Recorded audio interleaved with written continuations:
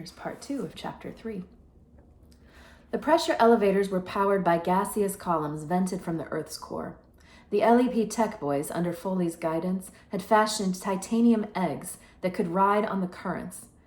They had their own independent motors, but for an express ride to the surface, there was nothing like a blast from a tidal flare. Foley led her past a long line of chute bays to E7, the pod that sat in its clamp looking very fragile to be rocketing about on magma streams. Its underside was charred black and pockmarked from shrapnel. The Centaur slapped it fondly on a fender. "This baby's been in service for 50 years. Oldest model still in the chutes." Holly swallowed. The chutes made her nervous enough without riding in an antique. "When does it come off the line?" Foley scratched his hairy belly. Well, with funding the way it is, not until we have a fatality." Holly cranked open the heavy door, the rubber seal yielding with a hiss. The pod was not built for comfort.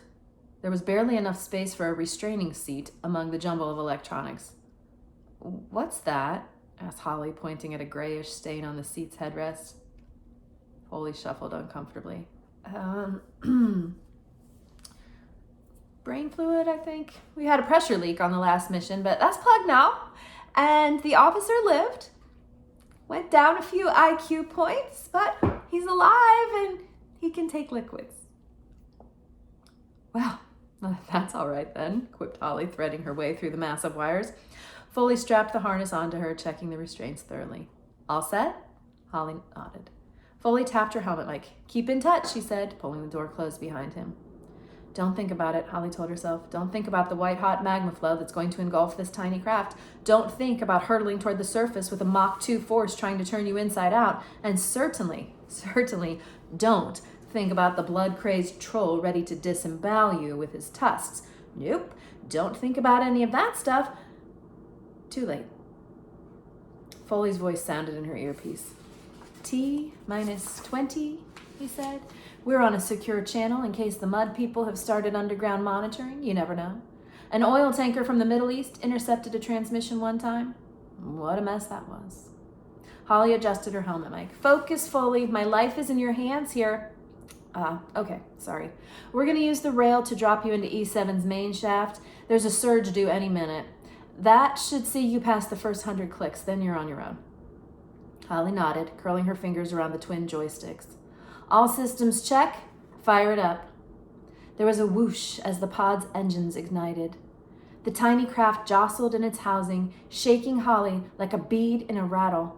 She could barely hear Foley speaking into her ear. "You're in the secondary shaft now. Get ready to fly, Short." Holly pulled a rubber cylinder from the dash and slipped it between her teeth. No good having a radio if you swallowed your tongue. She activated the external cameras and put the view on screen.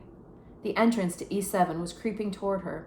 The air was shimmering in the landing light glow. White-hot sparks tumbled into the secondary shaft. Holly couldn't hear the roars, but she could imagine it. A raw, skinning wind like a million trolls howling.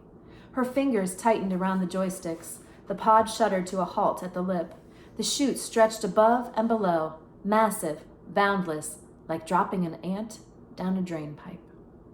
"Righto," cracked Foley. "Hold on to your breakfast. Roller coasters ain't got nothing on this." Holly nodded. She couldn't speak, not with the rubber disc in her mouth. The Centaur would be able to see her in the pod cam anyway. "Sayonara, sweetheart," said Foley, and pressed the button. The pod's clamp tilted, rolling Holly into the abyss. Her stomach tightened as G-force took hold, dragging her to the center of the Earth.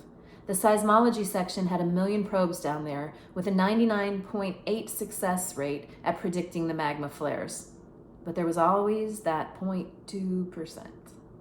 The fall seemed to last for an eternity, and just when Holly had mentally consigned herself to the scrap of heap, she felt it. That unforgettable vibration, the feeling that outside her tiny sphere, the whole world was being shaken apart.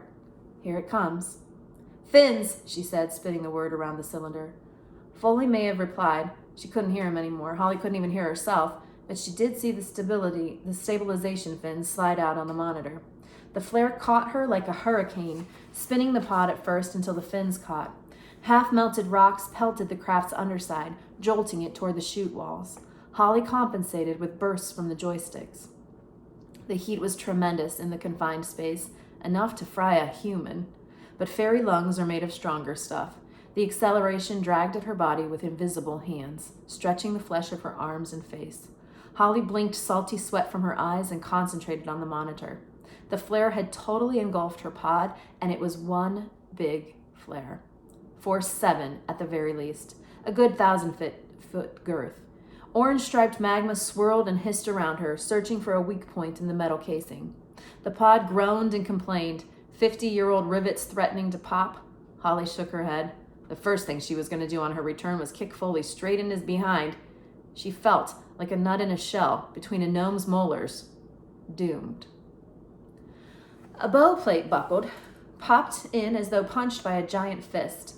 The pressure light blinked on. Holly could feel her head being squeezed. Well, the eyes would be the first to go, popping like ripe raspberries. She checked the dials. 20 more seconds before she rode out the flare and was running on thermals. Those 20 seconds seemed like an age. Holly sealed the helmet to protect her eyes, riding out the final barrage of rocks. And suddenly, they were clear, sailing upward on a comparatively gentle spiral of hot air. Holly added her own thrusters to the upward force. No time to waste floating around on the wind. Above her, a circle of neon lights marked the docking zone. Holly swiveled horizontal and pointed the docking nodes at the lights. This was delicate. Many recon pilots had made it this far only to miss the port and lose valuable time. Not Holly. She was a natural, first in the academy. She gave the thrusters one final squeeze and coasted the last 100 feet. Using the rudders beneath her feet, she teased the pod through the circle of light and into its clamp on the landing pad. The nodes revolved, settling into their grooves. Safe. Holly smacked herself on the chest, releasing the safety harness. Once the door seal was opened, sweet surface air flooded the cabin. There was nothing like that first breath after a ride in the chutes. She breathed deeply, purging the stale pod air from her lungs. How had the people ever left the surface? Sometimes she wished that her ancestors had stayed to fight it out with the mud people, but there were too many of them. Unlike fairies who could produce only a single child every 20 years, mud people had a lot of kids. Numbers would subdue even magic. Although she was enjoying the night air, Holly could taste trace of pollutants. The mud people destroyed everything they came into contact with. Of course, they didn't live in the mud anymore, not in this century at least. Oh no. Big fancy dwellings with rooms for everything. Rooms for sleeping, rooms for eating, even a room to go to the toilet. Indoors? Holly shuddered.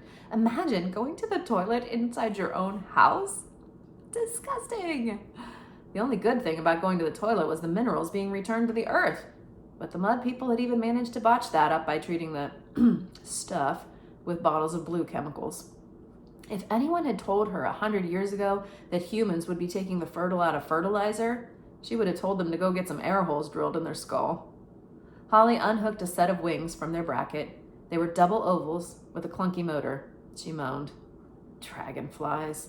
She hated that model. Gas engine, if you could believe it, and heavier than a pig dipped in mud. Now, with the Hummingbird Z7, that was transport. Whisper silent with a satellite-bounced solar battery that would fly you twice around the world, but there had been budget cuts. On her wrist, the locator began to beep. She was in range. Holly stepped out of the pod and onto the landing bay. She was inside a camouflaged mound of earth commonly known as a fairy fort. Indeed, the people used to live in these until they were driven deeper underground. There wasn't much technology, just a few external monitors and a self-destruct device should the bay be discovered. There was nothing on the screens, all clear. The pneumatic doors were slightly askew where the troll had barged through, but otherwise everything seemed operational. Holly strapped on the wings, stepping into the outside world. The Italian night sky was crisp and brisk, infused with olives and vine. Crickets clicked in the rough grass, and moths fluttered in the starlight. Holly couldn't stop herself from smiling. It was worth the risk, every bit of it. Speaking of risk, she checked the locator. The blip was much stronger now. The troll was almost at the town walls. How she could appreciate nature after the mission was over. Now it was time for action. Holly primed the wing's motor, pulling the starter cord over her shoulder. Nothing. Think about starting like an old mower, like you pull the thing and it won't start. Every spoiled kid in Haven had a hummingbird for their wilderness holidays, and here were the LEP with wings that were junk when they were new. She yanked the cord again and then again. On the third wrench, it caught, spewing a stream of smoke and fumes into the night. "About time," she grunted, flicking the throttle wide open. The wings flapped their way up to a steady beat and, with not a little effort, lifted Captain Holly Short into the night sky. Even without the locator, the Troll would have been easy to follow. It had left a trail of destruction wider than a tunnel excavator. Holly flew low, skipping between mist hazes and trees, matching the Troll's course. The crazed creature had cut a swath through the middle of a vineyard, turned a stone wall to rubble, and left a guard dog gibbering under a hedge. Then she flew over the cows. It was not pretty. Without going into details, let's just say there wasn't much left. The red blip was louder now. Louder meant closer. She could see the town below her, nestled on top of a low hill, surrounded by crenellated walls from the Middle Ages. Lights still burned in most windows. Time for a little magic. A lot of the magic attributed to the people is just superstition, but they do have certain powers. Healing, the mesmer, and shielding among them. Shielding is really a misnomer. What fairies actually do is vibrate at such a high frequency that they are never in one place long enough to be seen. Humans may notice a slight shimmer in the air if they're paying close attention, which they rarely are. And even then, the shimmer is generally attributed to evaporation. Typical of the mud people to invent a complicated explanation for a simple phenomenon. Holly switched on her shield. It took a bit more out of her than usual. She could feel the strain and the beads of sweat on her forehead. I really should complete the ritual, she thought. Sooner the better. Some commotion below broke into her thoughts, something that didn't gel with the nighttime noises. Holly adjusted the trim on her backpack and flew in for a closer look. Look only, she reminded herself. That was her job. A recon officer was sent up the chutes to pinpoint the target while the retrieval boys took a nice cushy shuttle. The Troll was directly below her, pounding against the town's outer wall, which was coming away in chunks beneath his powerful fingers. Holly sucked in a startled gasp. This guy was a monster.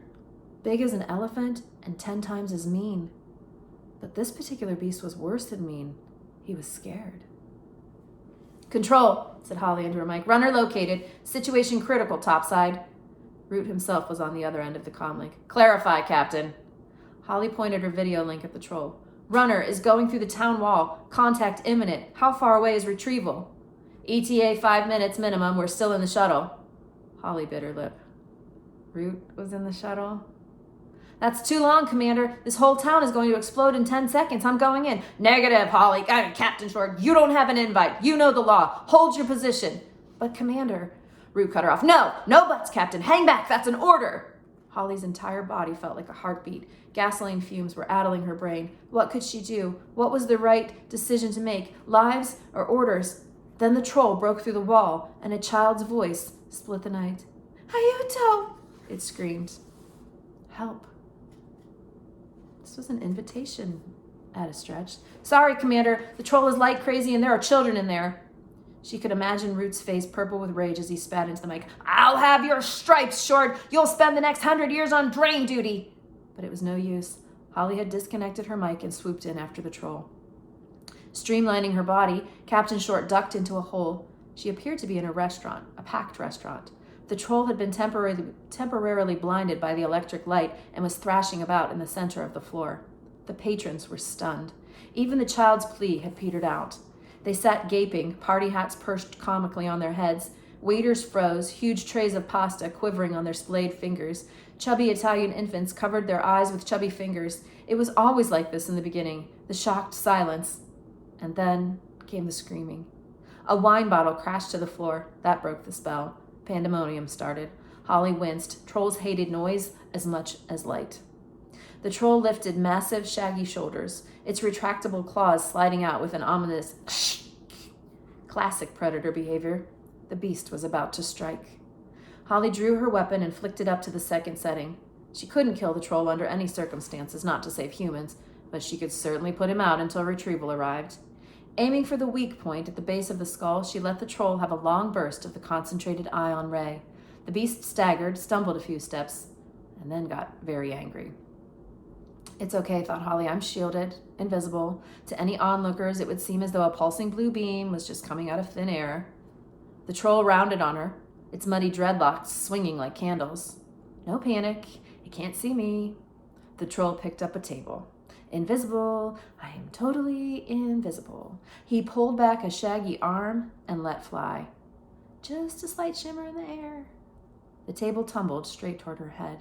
Holly moved, a second too late. The table clipped her backpack, knocking the gas tank clean off. It spun through the air, trailing flammable fluid. Italian restaurants, wouldn't you know it, full of candles.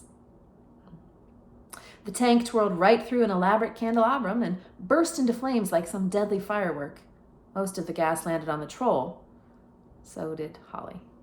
The troll could see her, there was no doubt about it. It squinted at her through the hated light, its brow a rictus of pain and fear. Her shield was off. Her magic was gone. Holly twisted in the troll's grip, but it was useless. The creature's fingers were the size of bananas, but nowhere near as pliant. They were squashing the breath from her ribcage with savage ease. Needle-like claws were scraping at the toughened material of her uniform. Any second now, they would punch through, and that would be that. Holly couldn't think. The restaurant was a carousel of chaos. The troll was gnashing its tusks, greasy molars trying to grip her helmet. Holly could smell its fetid breath through her filters. She could smell the odor of burning fur, too, as the fire spread along the troll's back. The beast's green tongue rasped across her visor, sliming the lower section. The visor? That was it. Her only chance. Holly wormed her free hand to the helmet controls, the tunnel lights, high beams. She depressed the sunken button, and 800 watts of unfiltered light blasted from the twin spotlights above her eyes. The troll reared back, a penetrating scream exploding from between rows of teeth. Dozens of glasses and bottles shattered where they stood. It was too much for the poor beast. Stunned, set on fire, and now blinded. The shock and pain made their way through to its tiny brain, ordering it to shut down. The troll complied, keeling over with almost comical stiffness. Holly rolled to avoid a scything tusk. There was complete silence, but for tinkling glass, crackling fur, and the sudden release of breath. Holly climbed shakily to her feet. Oh, there were a lot of eyes following her. Human eyes. She was 100% visible. And these humans wouldn't stay complacent for long. This breed never did. Containment was the issue. She raised her empty palms, a gesture of peace. Scusatemi tutti, she said, the language flowing easily from her tongue. Excuse me, everyone. The Italians, ever graceful, muttered that it was nothing. Holly reached slowly into her pocket and withdrew a small sphere. She placed it in the middle of the floor. Guardate, she said. Look. The restaurant's patrons complied, leaning in to see the small silver ball. It was ticking, faster and faster, almost like a countdown. Holly turned her back to the sphere. 3, 2, 1. Boom! Flash! Mass unconsciousness. Nothing fatal, but headaches all around in about 40 minutes. Holly sighed. She was safe for the moment. She ran to the door and slid the latch across. Nobody was going in or out, except through the big gaping hole in the wall. Next, she doused the smoldering troll with the contents of the restaurant's fire extinguisher, hoping the icy powder wouldn't revive the sleeping behemoth. Holly surveyed the mess she had created. There was no doubt. It was a shambles. This was worse than Hamburg. Root would skin her alive. She'd rather face the troll any day. This was the end of her career for sure. But suddenly that didn't seem so important because her ribs were aching and she had a blinder of a pressure headache coming on. Perhaps a rest, just for a second, so she could pull herself together before retrieval showed up. Holly didn't even bother looking for a chair. She simply allowed her legs to buckle beneath her, sinking to the chessboard linoleum floor. Waking up to Commander Root's bulging features is the stuff of nightmares. Holly's eyes flickered open, and for a second she could have sworn that there was concern in those eyes.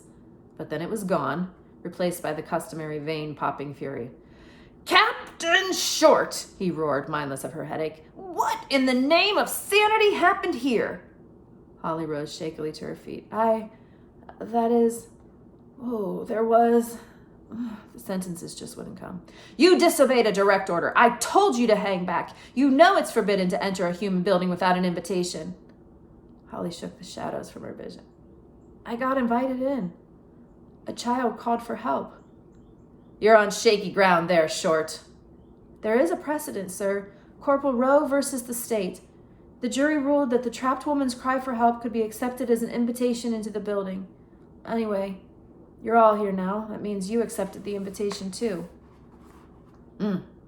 Said Root doubtfully. I suppose you were lucky. Things could have been worse. Holly looked around. Things actually couldn't have been a lot worse. The establishment was pretty trashed, and there were 40 humans out for the count. The tech boys were attaching mind-wipe electrodes to the temples of unconscious diners. We managed to secure the area in spite of half of the town hammering on the door. What about the hole? Root smirked. See for yourself. Holly glanced over. Retrieval had jimmied a hologram lead into the existing electricity sockets and were projecting an unbattered wall over the hole. The holograms were handy for quick patches, but no good under scrutiny. Anyone who examined the wall too closely would have noticed that the slightly transparent patch was exactly the same as the stretch beside it. In this case, there were 2 identical patches of spiderweb cracks and 2 reproductions of the same Rembrandt. But the people inside the pizzeria were in no condition to examine walls, and by the time they woke up, the wall would have been repaired by the telekinetic division, and the entire paranormal experience would be removed from their memories. A retrieval officer bolted from the restroom. Commander! Yes, Sergeant? There's a human in here, sir. The concussor didn't reach him. He's coming, sir. Right now, sir. Shields! Barked Root. Everyone! Holly tried. She really did. But it wouldn't come. Her magic was gone.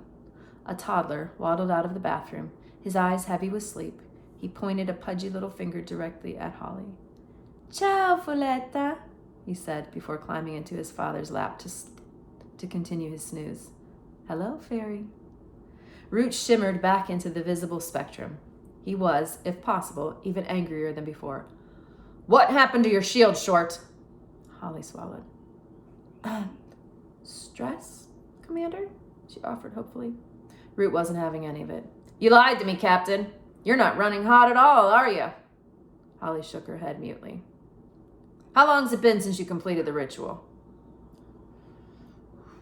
Holly chewed her lip. I'd say about 4 years, sir. Root nearly popped a vein. 4 years? It's a wonder you lasted this long. Do it now, tonight. You're not coming back below ground again without your powers. You're a danger to yourself and your fellow officers. Yes, sir. Get a set of hummingbirds from Retrieval and zip across to the old country. There's a full moon tonight. Yes, sir. And don't think I've forgotten about this shambles. We'll talk about it when you get back. Yes, sir. Very good, sir. Holly turned to go, but Root cleared his throat for attention. Oh. And Captain Short? Yes, sir. Root's face had lost its purple tinge. She almost seemed embarrassed. Well done on the life-saving thing. It could have been worse. An awful lot worse. Holly beamed from behind her visor. Perhaps she wouldn't be kicked out of recon after all. Thank you, sir. Root grunted, his complexion returning to its normal ruddy hue. Now get out of here and don't come back until you're full to the tips of your ears with magic. Holly sighed. So much for gratitude. Yes, sir. On my way, sir. Holly's off to perform her ritual to restore her magic. And that's when she'll cross paths with our friend Artemis Fowl. Stay tuned for Chapter 4.